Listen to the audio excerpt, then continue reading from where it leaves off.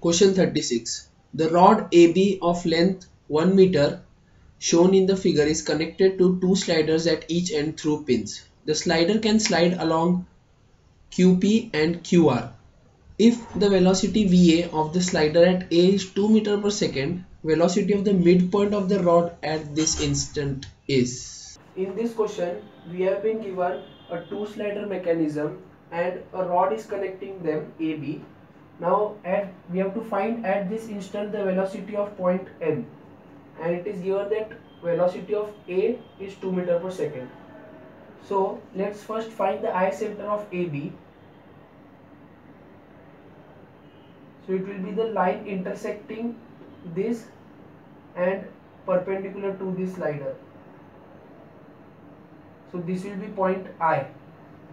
Now let's connect M and I. So this will be, since this is 60 degree, this will be 30 degree, even this will be 30 degree. Now omega of the rod will be same obviously, so VA will be distance of I to A into omega, and VM will be distance of IM into omega. So omega can be written as VA by IA. So VM will be equal to IM into VA by IA. So VM will be IM by IA into 2.